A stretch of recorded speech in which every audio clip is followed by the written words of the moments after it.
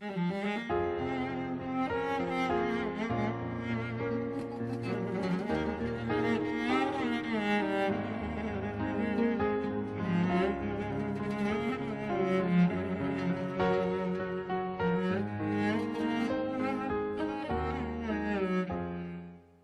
to Chai, the children of Adam and Eve on QF Radio 91.7 FM, where we walk together on the common ground between people of different faiths through open and honest discussion with interfaith activists and leading scholars of religion.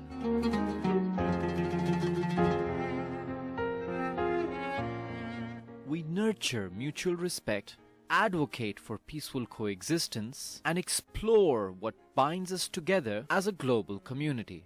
I'm Adil Khan. And I'm Hamdi Blekic. We live in a world of divided opinions and beliefs, where neighbors distrust neighbors and misunderstandings about others is common.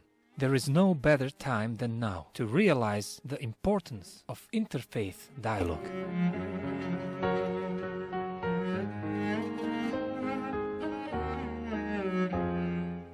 So we can all work together in healing the divisions between the children of Adam and Eve.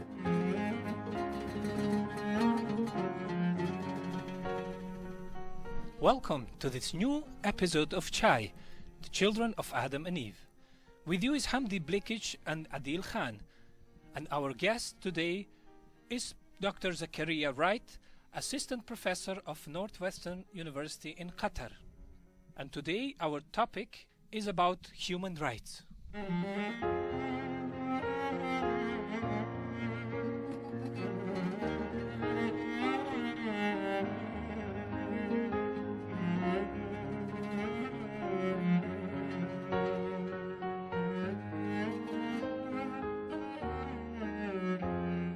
In Islam, human beings have been recommended to care for all creation, which is a temporary gift by God, so that we can recognize the Creator through His theater of life and death.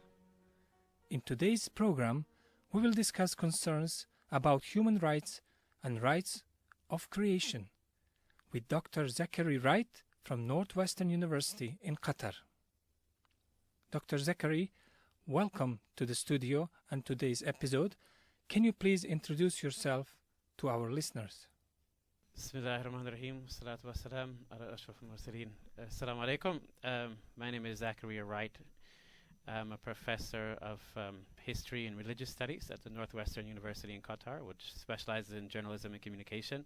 I teach in the liberal arts department, and I mostly teach courses about history of Muslim societies, predominantly in the Middle East and Africa. Dr. Zachariah, what makes humans superior from the rest of creation? I first of all should make clear that I'm not a religious scholar. I'm not an alim. So what I'm saying is mostly from what I've gleaned from various researches and things like that. As I understand, one of the arguments that I found particularly convincing was this idea that when Allah taught Adam all of the names and told the angels to bow down to him, the idea being that as the full Khalifatullahi al-Ard, the vicegerent of God on earth, the human being is able to manifest all of God's attributes, all of his names, whereas different animals or different parts of the creation will manifest certain attributes of God, such as Rahma or Lutf, or mercy or grace. Whereas a human being is in a position then to sort of, obviously it's not the infinite manifestation, that belongs to God alone. But the ability then to provide for the creation, to care for the creation with full knowledge of maybe what is required for each particular situation. And in other words, to give each creation its right based upon what is required of it, or what it needs from Allah's bounty or from Allah's majesty, or whatever the case may be. And so the human being is in a position then to act in effect as a connection between the divine and the rest of creation. So God the Almighty taught Adam alayhi salam, you mentioned names, Yes. and even in Quran it's mentioned. Yeah. The word names, can you just explain a little bit to our listeners? Yeah, I mean that's when I myself converted to Islam, just to pick up a book and read about the 99 names of God, which are referred to in the Quran, really was a striking affront to me to sort of really think about the totality of who Allah is, who God is. He's not only the loving, He's not only the one who forgives, He's not only the gracious or the subtle one, or the kind or the merciful, or the one who has pity. He's he's the one who gives life and death. And so you get this description then of who God is, that I hadn't really come across before. And so this idea then that these names are something that is a way to understand who God is, because as many scholars have said, you can know God on three different levels, right? You can know God by His works, you can know God by His attributes or names, or you can know God by His essence. Do we find these names and attributes in other divine revelations? I'm no expert on previous revelations, but I think certainly these are in any revelation that these are applicable or can be found in these other revelations as well. Dr. Zachary, talking about rights, what rights do we have over our body in today's world? So obviously we often hear about the rights that the body has over us, right? The right to eat and to of course Al-Ghazali would say that the two basic needs or desires of the body basically boil down to food and sex, right? As for the rights that we have over our body, I mean, I think one way to think about it is that the human being is, of course, in a variety of different constituent parts, as traditionally conceived by the ulama, the scholars. The body being one of those parts, but you also have the nafs, which is the sort of the lower self or the animal self. You have the heart, you have the spirit, the ruh, you have the aql, the mind, right? So the right that we have over the body is to keep a balance, right? So that the needs of the body then do not cloud or take over the rights of the heart, or take over the rights of the spirit, right? The heart, of course, has a right then to be clean for the remembrance of God. The mind has a right to be not distracted by constantly materialistic thoughts, right? Has a right to know idrak, to know have the realization of who God is. The ruh, the spirit, has a right to contemplate the beauty of God, right? So just to keep that balance, I think, would be the right that we have over our bodies. Dr. Zachary, you teach at Northwestern University. How about the research in this field, and if you yourself have studied this topic that we are discussing today? The topic of human rights. Well, my research has primarily concentrated in West Africa, Muslim societies. Mostly I've focused on the 19th and 20th centuries. I've talked about time a good deal before that as well. I guess what I've mostly come across is the idea of community relationships and the rights of different community members within a very Africa is, of course, a very, very pluralistic society. It's the only place in the world that I know of, besides from Muslims who convert to Islam in the West, perhaps, that took Islam, I'm talking here about black sub-Saharan Africa, that became Muslim without the conquest of armies. So what we're talking about here is a long history of minority groups coming, of minority groups starting, that were Muslim, starting in sort of spreading around African societies. And by the way, these were very often not Arab travelers. They were native converts to Islam. Being hosted with with African societies, intermarrying with African societies, and really by their example, really spreading the message of Islam. Can you give us some example? Yeah, well, some examples then of the peaceful spread of Islam through example would be the clerical lineages associated with the Malinke scholars who originally came out of Mali in the ancient kingdom of Ghana. And they really emphasized that jihad was not an effective way. I mean, by that I mean the jihad al-asghar, right? The lower jihad of the sword, as opposed to the greater jihad against the self. That the lower jihad was not an effective way to spread Islam. You might establish polities, and then there might be a time and place for that if there was an oppressive regime and you had to correct injustice. But in terms of spreading Islam, that was not an effective way. And so many of these clerical lineages then dispersed throughout West Africa, and they came into contact with various kings of the age.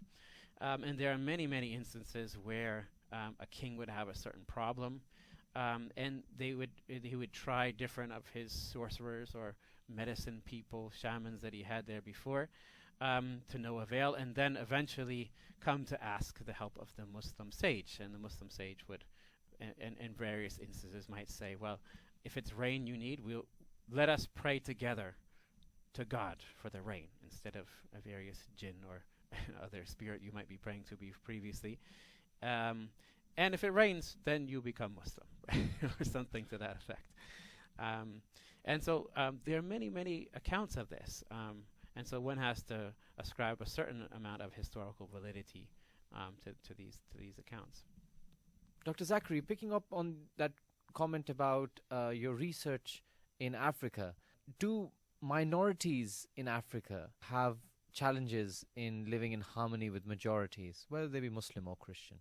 You know, that minorities have played vis-a-vis so-called majorities. Well, I think to go back to sort of very old African value systems, I'm talking particularly about West Africa, there's this idea called landlord-stranger reciprocities, which meant that people that came in from the outside were very much valued in the composition of effective communities. In other words, there was a certain value on constituting communities that could that people in those communities had a variety of different roles to play. And this is actually how Muslim scholarship first entered these communities. They were considered valuable people. Whether or not other people in those communities wanted to convert to Islam was not really the question originally. It was that Muslim scholars were valuable. They could write, they could read,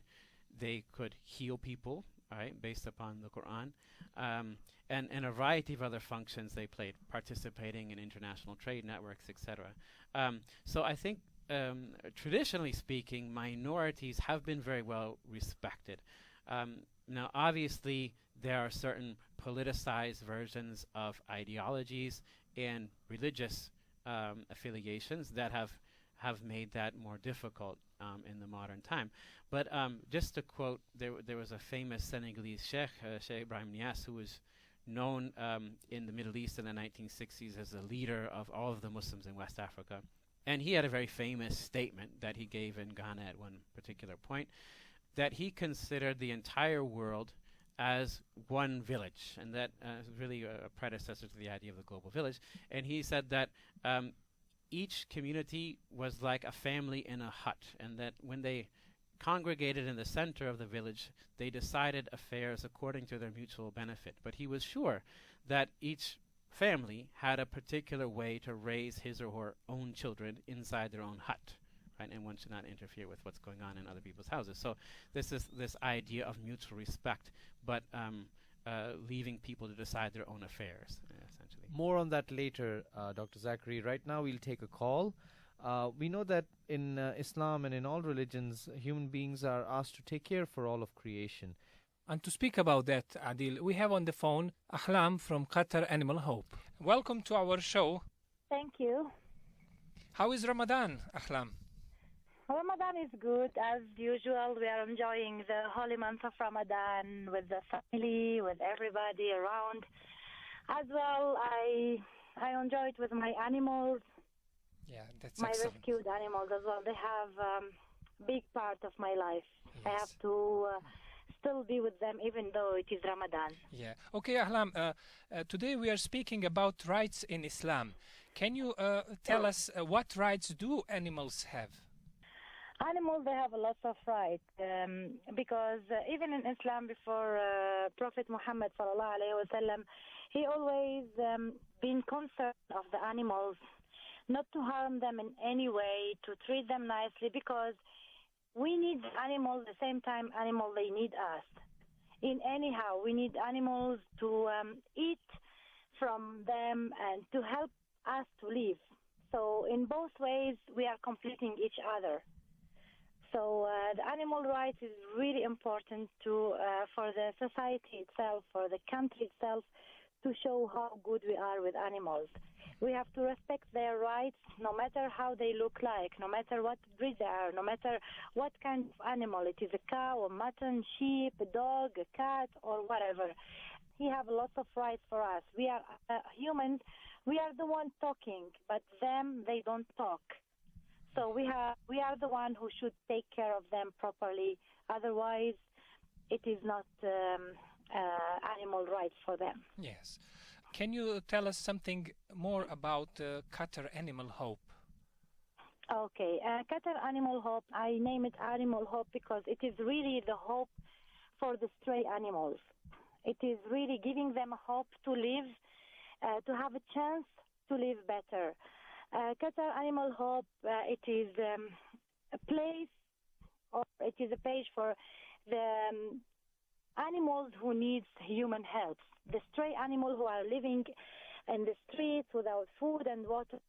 So Qatar Animal Hope gives them a hope to live better, and many hopes are really became true. Not only talking, just so many dogs, they are being picked up from the streets, cats, other animals, birds, many other animals, they are being taken care, and they even travel out of the country. They used to live in industrial area, then their luck and their chance came, and they are now in US, in Germany, out of the Qatar. Do you have any website you can mention, Ahlam? Yes. You can check www.qataranimalhope.com. You can see all the details about us, and you can see all the details about the rescued animal. Daily, a minimum of 2, 3, 4 cats are rescued, as well dogs from the streets, other animals rescued and treated in the vets and taken care. Then after a week or two, they are ready for adoption. So people, they come and take them for their new homes. And that was Ahlam from Qatar Animal Hope. Ahlam, thank you very much for being with us today in our show. Thank you for you as well for giving me this chance to talk and to introduce Qatar Animal Hope and to tell people about animal rights more.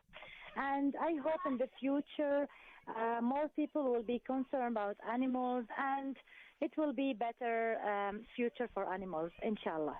Inshallah. Thank you very much. Bye-bye. Thank you. Bye-bye.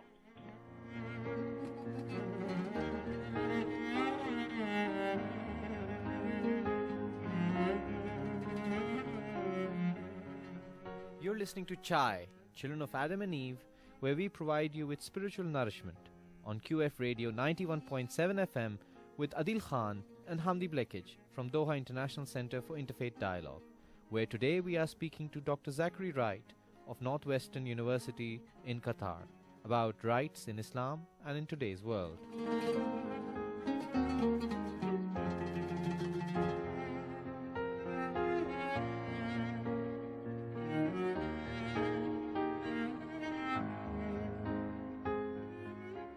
And now we are back in our studio where we are speaking to Dr. Zachary Wright about rights in Islam and in today's world. Do you have any comments on what was said by our guest on the phone, Dr. Zachary? Very much respect to what she says, and nothing to say except to wholeheartedly agree. It reminds me of a story of the Prophet Muhammad ﷺ, who could, actually talk to animals. and one day was I think it was a camel or a mule or something, and was speaking to the animal, and the owner of the animal said, well, what, basically what's going on? And the Prophet said, well, the animal is telling me that you're mistreating it. That's the gist of the story that I know. But I would also say that rights are things that are befitting to one's station in life, right? So the right of an animal then does not supersede the right of a human being. And I find it very sad personally that many animals in the West are fed better than many humans around the world. Just to say that a dog has a right does not mean that a dog needs to sleep in a bed and eat filet mignon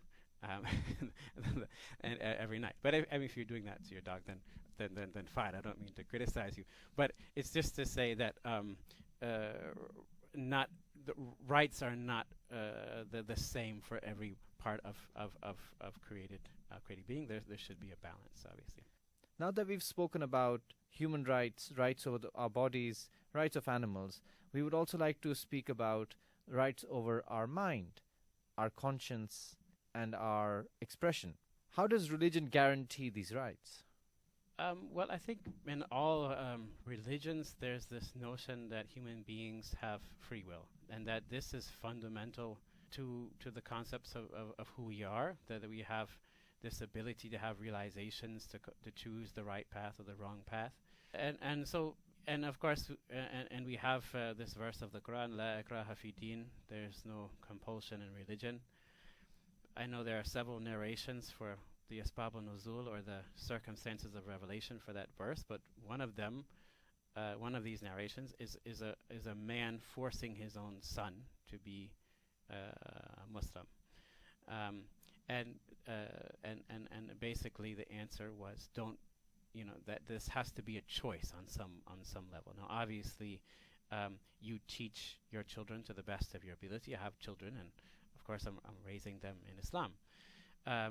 As other people have a right to raise their children in whatever religion. At some point, however, there has to be that child has to, in some form or another, has to choose that religion for themselves. So that even,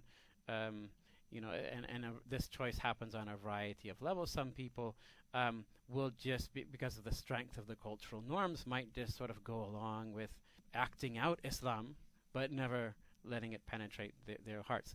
So that's something that I firmly believe in, and is something that's taught by traditional theologians, right? Meaning of the science of Aqidah, that you have to choose this religion for yourself, and you have to understand who is God, and the reasons for sending prophecy. You have to understand this for yourself. I think it goes without saying then that you have to the freedom of consciousness or conscience is considered or is implicit in this sort of instruction. Yeah. Dr. Zachary, do you have any message for those listening to us on the radio about the importance of Ramadan, and how can they take advantage of these spiritual days to fulfill their rights? Well, just advising myself first. Ramadan is an incredible blessing, but also, I mean, as we're sort of vying with ourselves and with others for staying up all night, making our prayers, we're fasting. This is, of course, a very powerful experience for all of us. But to take stock of the self, I'm humbled by a saying that from a West African Muslim context, that basically, in rough translation, it means an act of a mistake that brings about humility is better than an act of righteousness that brings about pride, right? So that when we're fasting, we're abstaining from food and drink and etc. all day long, we're praying all night, that this should not be a source of arrogance, and that it should teach us greater humility and a greater ability to confront our and see the faults of our own of our own ego selves. We would like to thank Dr. Zachary Wright from Northwestern University in Qatar for speaking to us today. And thank you for listening to this episode of Chai, Children of Adam and Eve, where we keep you spiritually nourished. Until we meet again on QF Radio 91.7 FM, from Adil Khan and Hamdi Blekic from Doha International Center for Interfaith Dialogue, the thought for the day that we leave you with is: before demanding our rights from others, we have to learn how to live a righteous life first. Goodbye.